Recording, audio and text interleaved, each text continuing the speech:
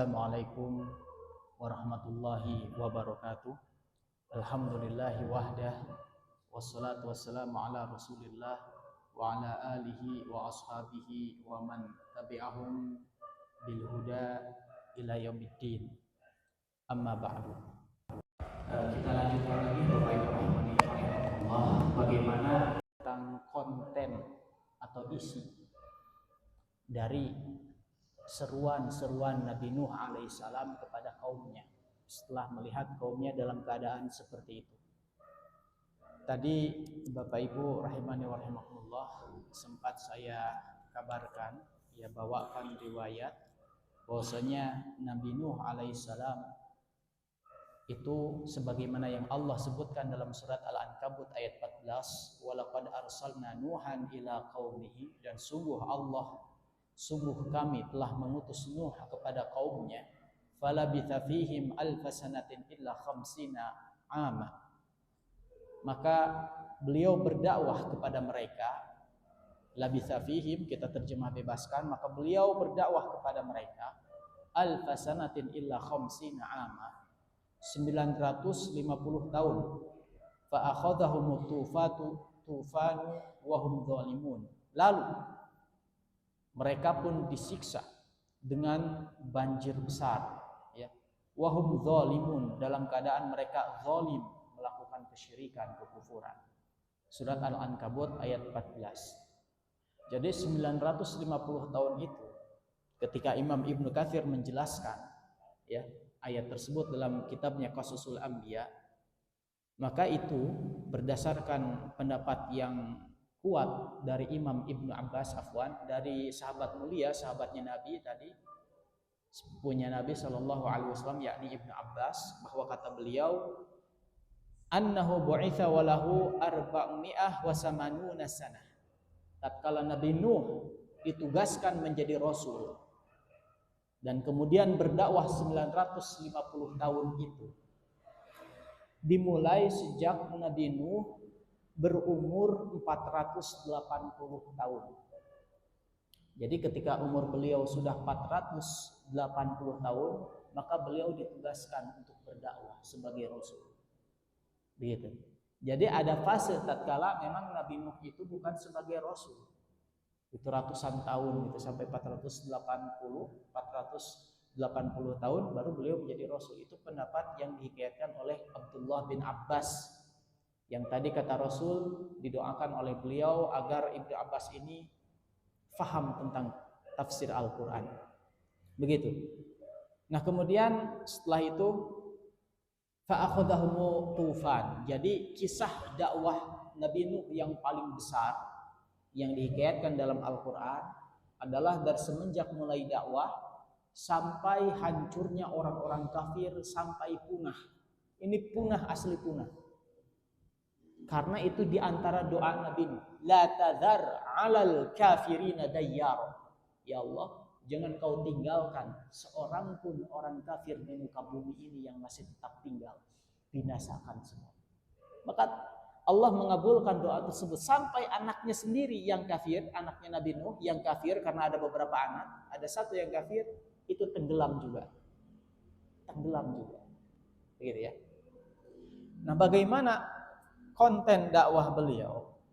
Yaitu sebagaimana yang Allah firmankan di dalam Al-Quran. Di antaranya adalah surat An-Nahl ayat 36. Walaqad ba'atsna fi kulli ummatin rasulan an i'budullaha wa ijtanibut taghut. Bahwa telah kami utus rasul pada setiap umat itu yang inti dakwahnya adalah u'budullah, beribadahlah kepada Allah dan jauhi taghut. Nah ini emang simple inti dakwah para nabi, tapi praktek dan rinciannya butuh pembahasan yang lama dan proses penggemblengan manusia bertahun-tahun, sehingga akhirnya bisa meraih dakwah tauhid u'budullah wajtanibut taghut ini. Begitu. Maka belum sempurna u'budullah wajtanibut taghut yang merupakan dakwah para rasul itu apabila ketika kita sedang berjuang masih bawa jimat. Enggak sesuai dengan tauhidnya para rasul. Maka tidak benar tauhid seseorang kalau masih dia itu taklid buta kepada orang yang dianggap mulia oleh dia. Dia taklid buta itu, taklid buta ya, bukan taklid biasa, tapi taklid buta yang mau benar, mau salah, mau menang, mau eleh terus dia diikuti. Itu taklid buta, fanatik buta. Nah, itu merupakan penghancur tauhid. Oleh karena itu, sebenarnya apabila umat ini tauhidnya udah benar, maka pasti jaya, pasti. Pasti. Dan ini kepastian yang Allah tetapkan dalam Al-Qur'an. Ya, sudah sunatullah. Berarti tatkala umat Islam belum jaya, ketahuilah ada yang keliru pada umat Islam, bukan pada sunatullahnya, bukan pada janji Allahnya, tapi umat Islamnya belum merealisasikan tauhid. Maka apa yang didakwahkan Nabi Nuh di antaranya adalah garis besarnya ubudullah wasyribut taghut. Kalau di dalam surat Al-Anbiya ayat 25, surat Al-Anbiya ayat 25, Allah berfirman, "Wa ma arsalna min qablika mir rasulin." Tidaklah kami utus sebelum engkau ya Nabi Muhammad sallallahu alaihi wasallam, kata Allah kepada Nabi Muhammad. Jadi tidaklah kami utus rasul sebelum engkau illa nuhi ilaihi, melainkan kami wahyukan kepada rasul-rasul terdahulu tersebut annahu la ilaha illa ana fa'budun, bahwasanya tidak Tuhan yang benar disembah kecuali aku, kata Allah. Fa'budun, maka sembahlah aku. Nah, sembahlah aku itu harus totalitas. Belum bertauhid ketika kalau kita mengikuti sunnah, mengamalkan sunnah dari segi penampilan, tapi niatnya bukan karena Allah, itu belum bertauhid. Betul penampilan kita nyunnah gitu ya. Akhwat misalkan udah berhijab, Masya Allah. Tapi bukan karena Allah. Itu berarti belum tauhidnya, belum. Begitu, Masya Allah betapa panjang perjuangan kita untuk membereskan tauhid ini. Nah, apa yang dihadapi oleh Nabi Nuh adalah perkara besar, kerusakan tauhid, yakni penyembahan kepada selain Allah. Tentu itu kita sepakati, itu kesalahan total. Maka di antara dakwah Nabi Nuh di dalam Al-Quran adalah ubudullah ma lakum min ilahin ghairuh, sembahlah Allah karena tidak ada Tuhan yang benar disembah selain darinya. Tuhan itu udah jadi bahasa Indonesia dari ya sesembahan gitu ya. Jadi kalau kita dengar kata Tuhan, emang sebagian orang ada yang mengingkari, gak usah bilang Tuhan, sebut aja ilah. Ya masalahnya orang awam gak paham ilah itu naon gitu. Kita harus menyembah ilah gitu ya. Ya bagi yang udah ngaji paham, bagi yang belum tahu ilah itu apa ya bingung kan. Nah, ilah langsung Tuhan. Gitu ya. Syed Yazid juga menerjemahkannya Tuhan. Baik, yang paling tegas masalah ini juga menerima istilah itu. Baik. Maka Bapak Ibu rahimani wa rahimakumullah, di antara isinya di dalam ayat yang lain adalah ada di dalam surat Nuh, Bapak Ibu rahimakumullah. Di sana Allah menghikayatkan bagaimana dakwah Nabi Nuh, kemudian curhatnya Nabi Nuh. Ingat bahwasanya Nabi Nuh ketika menjelaskan keluh kesah beliau kepada Allah di dalam surat Nuh, ini adalah antara beliau dengan Allah, bukan diposting di medsos, bukan diposting di status, bukan. Tapi Allah hendak memberitahukan kepada kita, inilah yang Nabi Nuh dahulu-dahulukan. Sehingga sangat wajar, nanti setelah kita bahas sedikit, kita mudah-mudahan bisa memaklumi, sangat wajar ketika akhirnya Nabi Nuh berdoa, ya Allah jangan kau tinggalkan seorang pun orang kafir di muka bumi. Padahal Nabi Nuh itu orang yang sangat lembut. Orang yang sangat lembut. Tapi juga ada waktunya ketika seseorang itu harus tegas. Kalau kata peribahasa Arab, orang yang pada waktunya harus marah malah tidak marah itu bagaikan keledai kan gitu. Jadi waktunya harus marahin, tapi enggak marah juga. Tapi pertimbangannya tentu harus secara syar'i. Marahnya kapan? Jangan dikit-dikit marah. Nah, seharusnya marah, ini enggak marah juga, keledai. Kata orang Arab. Karena memang masuk akal juga, yang waktunya marah enggak marah itu tidak bisa terima. Jadi masuknya ke calei gitu ya. Masuknya ke calei, bukan pemberani nantinya. Baik.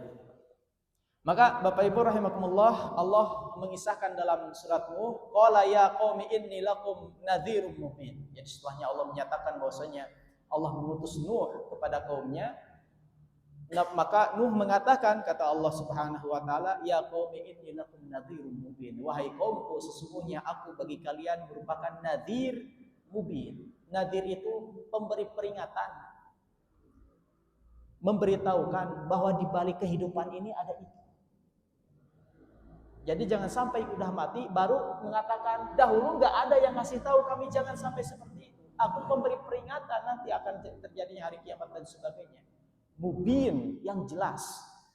Ani'budullah wattaquhu wati'un. Hendaklah kalian menyembah Allah, takutlah pada Allah, taati Allah, yaghfir lakum. Nah, kalau itu kalian lakukan, Allah akan mengampuni kalian dari dosa-dosa kalian. Ya wa yu'akhirkum ila ajalin musamma, inna ajalallah idza ja'a la yu'akhkhar law kuntum ta'lamun.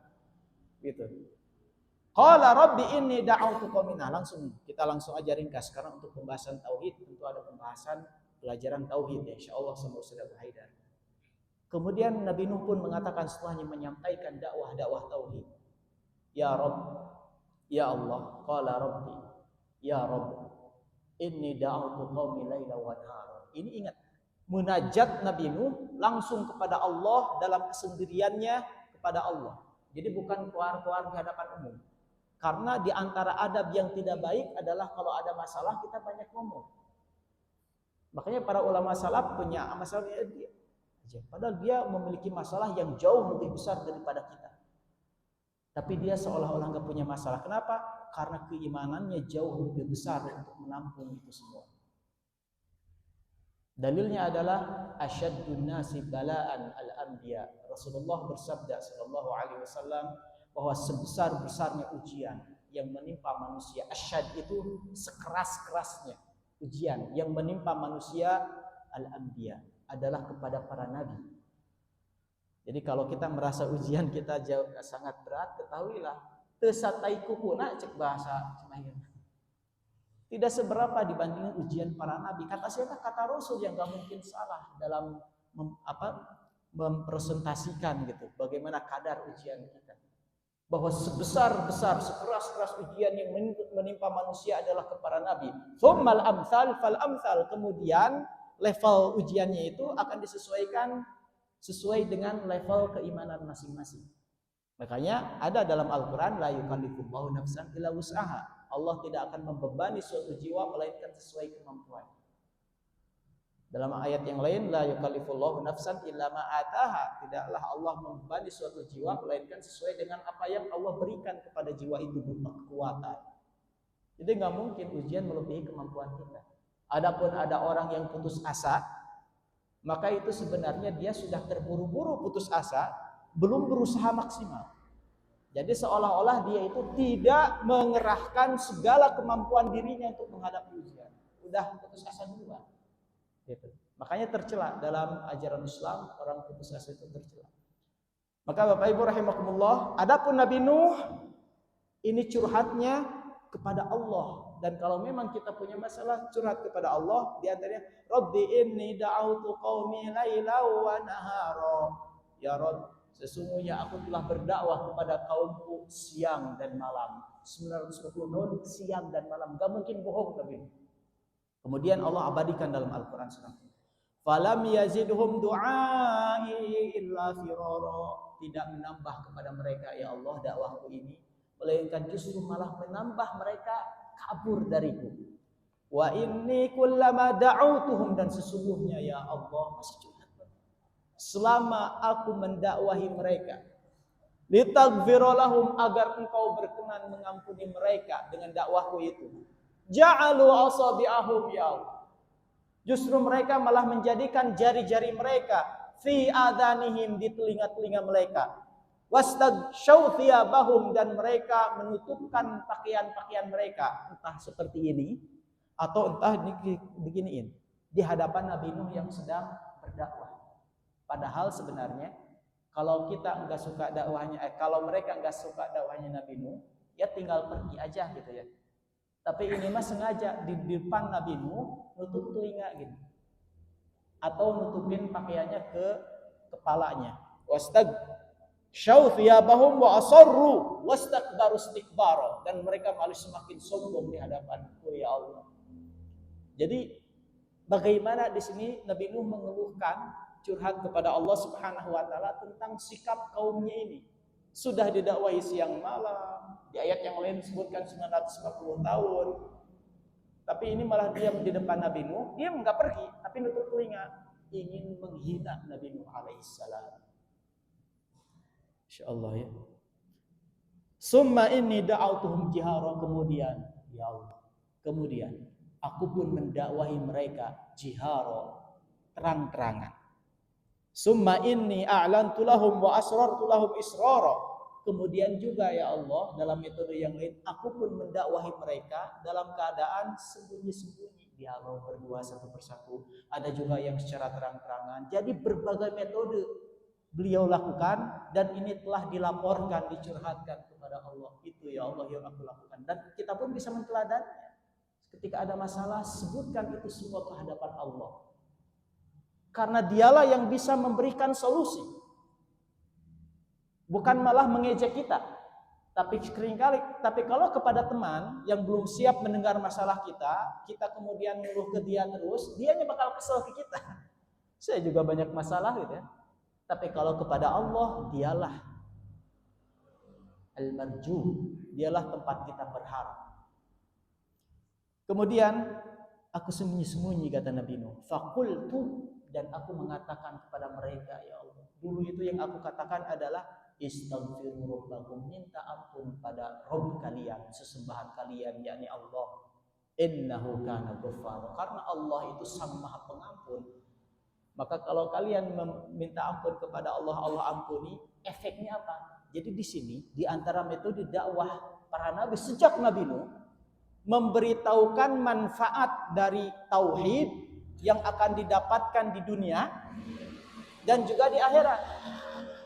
Jadi bagaimana bahwasanya dengan menyembah Allah, kembali kepada Allah, itu akan menyebabkan keberkahan kita di dunia dan jelas kelak di akhirat dengan kebahagiaan yang berlipat-lipat.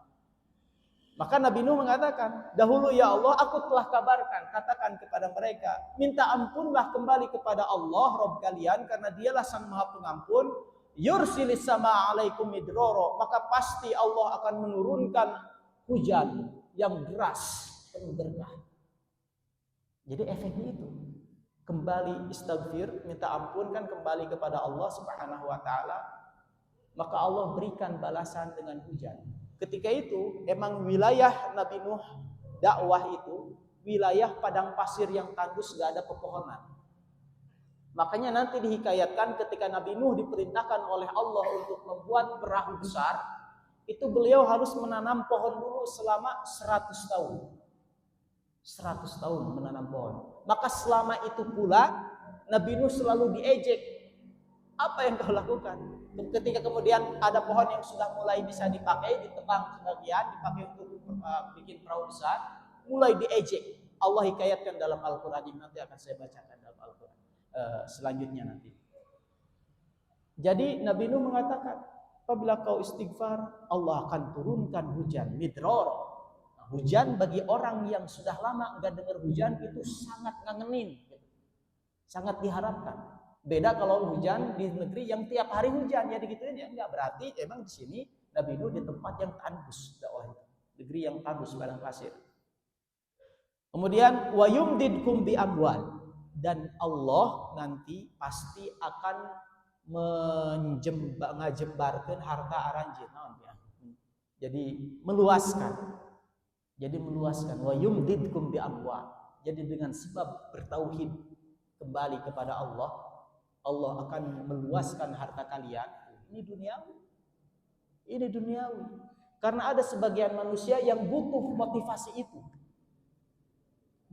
Emang ada manusia yang penting saya selamat akhirat, betul, alhamdulillah, bagus. Tapi jangan nafikan ada orang-orang yang butuh motivasi lain. Jangan dinafikan. Kita jangan menafikan fakta yang ada. Dan di zaman Nabi Nuh juga seperti itu.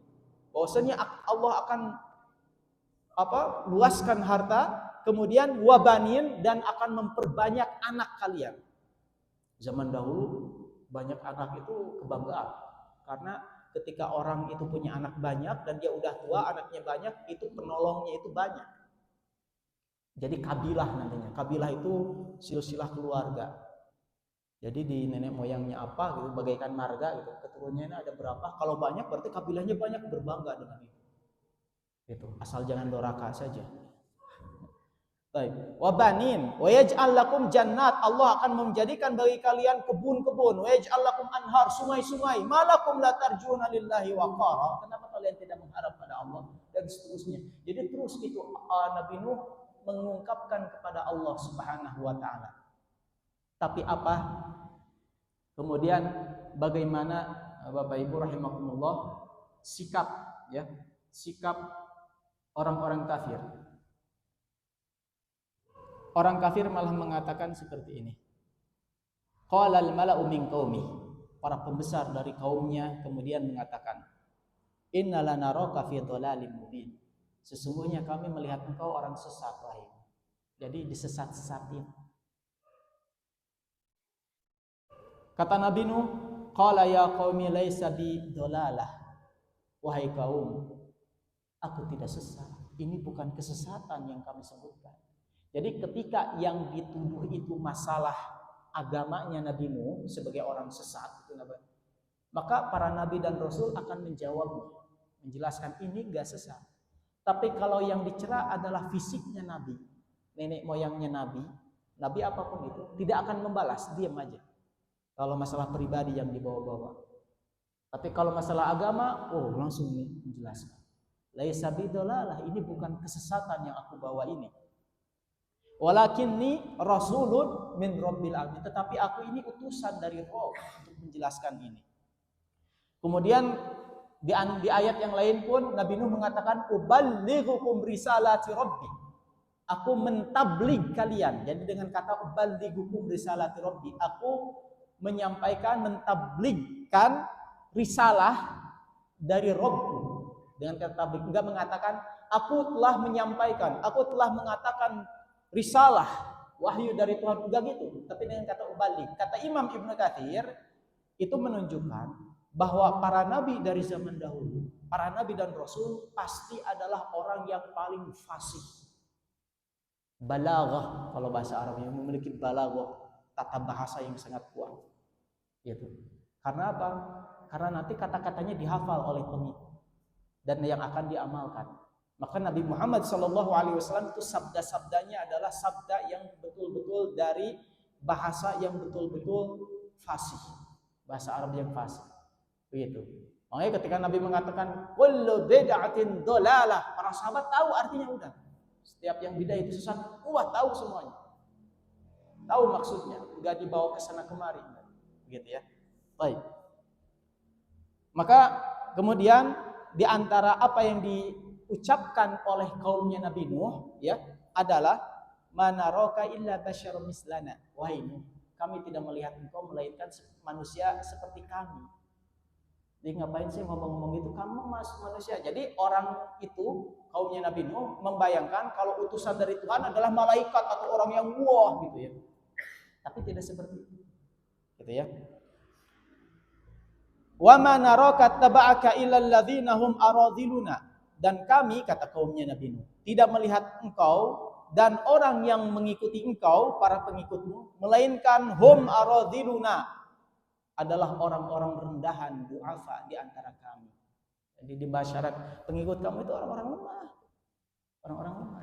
Kemudian disebut lagi oleh kaumnya Nabi Nuh badiyar ra'i, yang mana orang-orang lemah plus dia itu badiyar ra'i, pendek akalnya, enggak punya akal. Katanya gitu kata mereka. Wa ma nara lakum alaina min fadl, dan kami tidak melihat kalian itu punya keutamaan, bal nadhunnukum kadibin, bahkan kami kira kalian itu pembohong ya. Para ulama di antara Al-Imam Ibnu Katsir menyanggah habis-habisan tuduhan orang-orang kafir kaum Nabi. Menuduh orang-orang beriman yang mengikuti Nabi Nuh dengan sebutan badiyar ra'i. Badiyar ra'i itu pendek akal. Jadi kalau dikit-dikit ikut ke bawah arus gitu. Nah itu dituduhkan kepada orang-orang beriman kaumnya Nabi Nuh. Jadi itu orang-orang labil, mudah ke bawah arus kata mereka. Kata Imam Ibnu Katsir, pengikutnya Nabi Nuh bukan orang-orang labil, bukan pendek akal. Tapi mereka adalah orang-orang yang sangat adil, yang mana ketika ada kebenaran yang jelas langsung mengikuti. Begitu. Kalau kita ibaratkan sekarang bagaikan matahari. Jadi matahari itu bercahaya terang, itu nggak usah diteliti lagi. Jadi misalkan ada saya melakukan riset bahwa matahari itu bercahaya, itu kan aneh. Atau saya melakukan riset penelitian penting nih, sedang mikirin es itu dingin atau enggak ya? Es itu dingin atau enggak masih juga di riset. Nah, kalau ada yang seperti itu yang terbesit dalam pikiran kita, lihat orang seperti itu, ini koslet nih. Masih gitu kan? Nah, maka terhadap sesuatu yang jelas nggak usah diteliti lagi, tinggal percayai dan nyatakan gitu. Nah, para pengikut Nabi Nuh ketika itu melihat jelasnya penjelasan Nabi Nuh tentang akidah tauhid dan kebahagiaan dunia akhirat, langsung ikut. Nah, orang-orang kafir yang melihat itu, itu adalah orang labil tuh, asal ikut saja. Padahal kebenaran sudah jelas. Gitu. Nah, oleh karena itu Bapak Ibu rahimakumullah, maka orang-orang beriman dari zaman ke zaman adalah orang-orang yang menggunakan akal sehatnya. Kemudian kenapa sih kebanyakan pengikut pertama para nabi dan rasul itu pada mulanya, awal-awalnya, saya katakan awal-awal, karena ketika para nabi dan rasul itu sukses, mulai orang-orang para pejabat besar ikut berbondong-bondong masuk Islam. Ketika melihat kekuatan orang-orang beriman. Gitu ya. Kan di zaman Nabi gitu.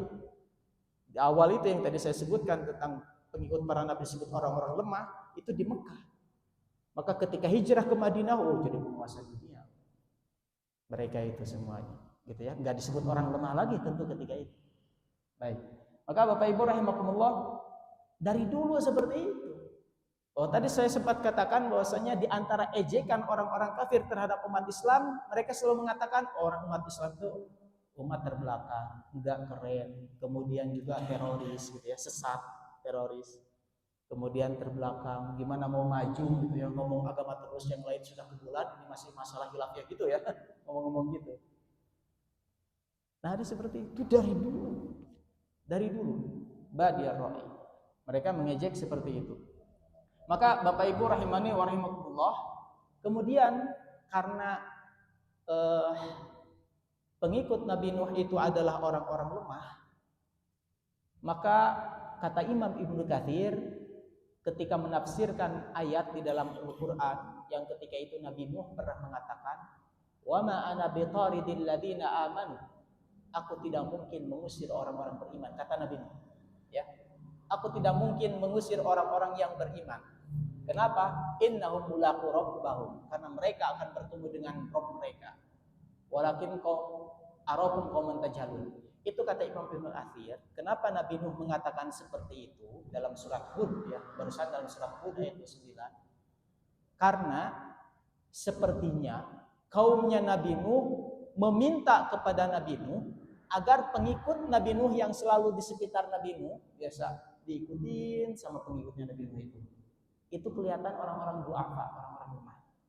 Orang-orang kafir menjanjikan, kalau mau kami berdialog dengan kamu, wahai Nuh, usir dulu orang-orang yang ada di sekitarmu itu. Kalau mau di bahasa kita kan, kami nggak level dengan mereka. Jadi nggak mau disamakan dengan orang-orang miskin. Maka Nabi Nuh mengatakan, wa ma ana bitaridil ladzina amanu, nggak mungkin aku mengusir orang-orang beriman. Bahkan di dalam ayat yang lain, wa ya qaumi may yansuruni minallah, wahai kaum, kepada para pembesar itu. May yansuruni, siapa yang akan menolong aku minallah, dari kemarahan Allah Subhanahu wa taala, in taradtuhum, apabila aku mengusir mereka, siapa yang nanti akan menolongku? Afala tadzakkarun. Jadi sampai seperti itu. Takutnya Nabi Nuh kalau seandainya harus mengusir orang-orang lain. Nih, berarti para nabi dan rasul itu para pembela wong cilik dari dulu. Nabi Muhammad pembela wong cilik. Maka dai yang selalu mengikuti yang tidak seperti itu tidak sesuai dengan dakwah para nabi dan rasul. Tapi ketahuilah itu di fase mula, di fase awal, karena selanjutnya mereka akan menang. Kalau di kisahnya Nabi Nuh alaihissalam, tentu orang-orang lemah ini, du'afa ini dimenangkan oleh Allah dengan cara yang Allah inginkan, yakni dengan adanya banjir yang sangat besar tersebut. Bapak Ibu rahimakumullah, berarti harus ada bagian ketiga dari kisah ini, yang mana nanti akan ada proses bagaimana tatkala Nabi Nuh kemudian melihat generasinya begitu tidak mungkin didakwahi lagi. Jadi ini berdasarkan pengalaman, basiroh, pandangan tajam dari keilmuan Nabi Nuh terhadap kaumnya, nanti akan disimpulkan bahwa kaumnya gak mungkin beriman. Itu ada kesimpulan seperti itu. Dan kemudian Allah pun memfirmankan bahwa mereka memang tidak akan beriman. Makanya Nabi Nuh berdoa. Nah, prosesnya gimana? Sehingga kalau kita tahu sejarah sebenarnya akan sangat memaklumi Bapak Ibu. Ketika Nabi Nuh mengatakan, "La tadhar 'alal ardi minal kafirin adayya." Jangan kau sisakan seorang pun orang kafir. Maka ketika itu punah orang kafir itu. Punah, udah. Prosesnya gimana? Tentu harus ada penjelasan di waktu yang akan datang insyaallah. Namun wallahu alam ya Bapak Ibu rahimakumullah, mungkin pekan depan itu di harinya diganti. Jadi bukan Rebo, weekend biasanya, mungkin di weekend Jumat dan sebagainya. Nanti insya Allah didapatkan kembali karena di hari Rabu saya ada hal-hal lain ya, pesantren. Saya juga ngajar pesantren, jadi terlalu mepet waktunya itu dengan kajian ini. Harus persiapan. Dan persiapan seperti ini lama waktu. Harus lama berhari-hari gitu.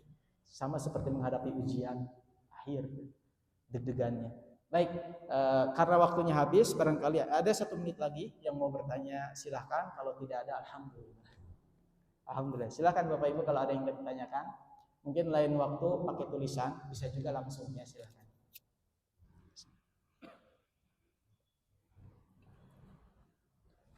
Tidak ada, alhamdulillah. Syukran, jazakumullah khair. Kita tutup. Sekian. Assalamualaikum warahmatullahi wabarakatuh. Subhanakallahumma wa bihamdika.